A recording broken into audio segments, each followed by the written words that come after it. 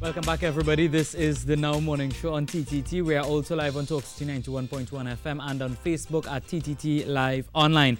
It is time for us to cross over to Tobago via Skype. We're going to talk about human trafficking. We're being joined by Juanita Headley, who is an attorney. Good morning. Hi, Juanita Headley. Good morning. Hi, good morning. How are you? I am good. How are you this morning? Fantastic. Thank you. Thank you very much for joining us. You've been with us previously, and we did speak a lot about human trafficking and what is happening. I want to recap a little bit to first get, people to understand why we continuously have this conversation. So what is the real motive behind human trafficking? Sorry, can you repeat the question? What is the motive behind human trafficking? With regards to human trafficking, the motive is primarily money. It's an individual or a group of individuals who exploit one or a number of people for the purposes of benefiting financially or in kind. When it comes to selling human beings, you can sell a person multiple times, but when it comes to drugs or weapons, they have to be replenished, whereas a person can be sold multiple times. So it is a very lucrative criminal industry that individuals jump on board and become a part of because they know it's a win-win situation. Now, we did speak a couple of months ago. Anything happened since to address human trafficking? Sorry, can you say that again? We chatted a couple of times before, a few months ago, about some of the work that you were doing as well. Anything happened since then to now to counter human trafficking? I didn't hear the last word. Counter human trafficking. Do you mean to hinder the trafficking, to prevent it from continuing? Is that how you mean? Yeah. With regards to, since the last time we've spoken, it seems that things are actually getting a lot worse, and we have to understand the internet has a lot to do with that. Human trafficking, it is not just limited to a small selection of people, meaning those who are impoverished. Any individual can be trafficked, and as we hear quite frequently, especially in a place like TT, we hear of individuals who are being sold repeatedly. When I say sold, they're being taken to Venezuela, and we hear about them, transactions of money being passed. When these people return, they tell us the story of being sold into labor. And so it is a huge issue. We've even got people coming into TT from places like India. They've been promised a job. They've been promised great opportunities. Money has exchanged hands, and when they get onto TT Seoul, they are taken advantage of. And quite frequently, we don't hear the end of the story, but we have heard of cases of men being sold and taken to Venezuela and being seen there working in labor. So what can we do to, as an individual first, to protect ourselves? You mentioned social media posing a problem for us. What else can we do? How do we treat with that? Can you repeat that again? I'm sorry. How do we treat with human trafficking as an individual, first of all? You mentioned social media and that posing a problem for us. I think it's really important to know your own vulnerability, because when it comes to individuals who are exploited, quite often it's because they have a need. So I have a term. My term is, what is your currency?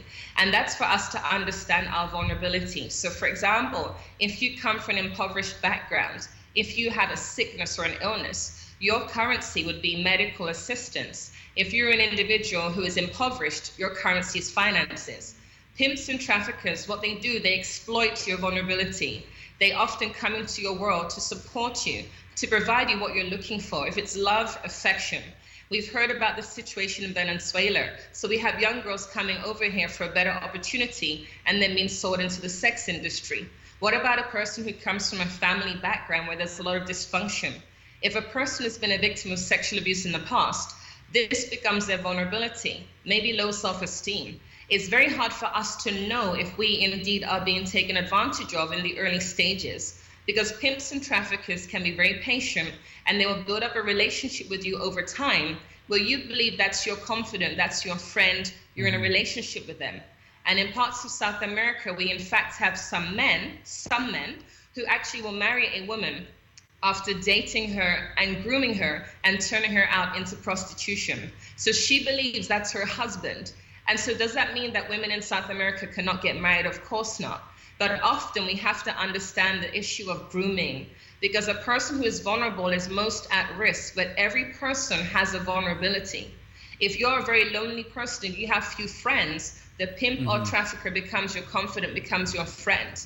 If you're a person who likes money, who likes fast cars, then your confidant will take you out into fast cars. And when it comes to sex trafficking, it starts off with friendship, with that person getting to know about you, and then from friendship, it will move on to something sexual, and then they'll eventually ask you to sell your body. So what exactly would somebody look for in another person, if they meet them in person, probably from social media, you started chatting, and you go out to them? What signs do we look for? Are you referring to what signs for a victim or for a trafficker? So as a person, I am deciding to go and meet somebody. Yes. What would I look for to find out if the person is a trafficker? Well, you have to look at the bigger picture. That means, how did you meet the person? So there are some individuals who will actually go online, let's say with a young girl or boy, and they will friend request every single student in that high school. So let's say that the high school is called St. Thomas High School. This male or female will friend request all of the students in the school. Once the students start to accept the request, then when other people accept, they see they have 10 mutual friends. And so that person has now infiltrated into your group. What sometimes happens with young people, once they've infiltrated your group and they become your Facebook friends, they will start to build a friendship with you. And then they will ask you questions. Whether you're a child or an adult, they will ask you questions. For example, how are things at home? How are your parents treating you? How was your day at school? If you're an adult, they'd want to know if you're dealing with any challenges or trials, anything that's going on in your life right now and you're having a hard time. They're going to provide you a listening ear, because by providing that listening ear to you, hearing whatever is going on in your world, they can actually support you through your problems. And so it often starts as a friendship. They get to learn more about your situation. So then they know whether you have a close-knit family. Then they know whether they can exploit that. If you don't have an older brother or a father, then they become that person in your world. And so when you put information out on the internet about yourself, I'm having problems, I'm having a bad day, they will see that. Then let's say you meet up in the mall. When you meet up in the mall, quite often these pimps and traffickers take time. It's a gradual process. They're not going to meet you and then pounce on you. Quite often they exhibit patience by building that friendship over time.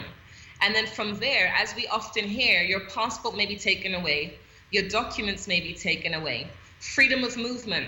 They sometimes isolate you from friends and family.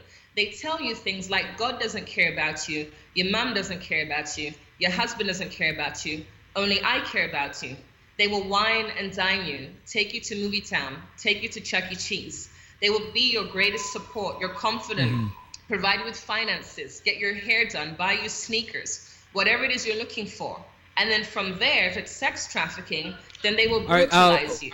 Juanita, thank you very much for joining us this morning. I mean, we will continue to have this conversation. It's a very important conversation. So thank you very much once again, Juanita Headley, attorney, for joining us via Skype to talk about human trafficking. Lisa, important conversation to be had. Always very important. I know Juanita is doing a lot of work in that area, but I'm thinking, there's so many things. One is intervention, because obviously that's something we can have on to discuss further.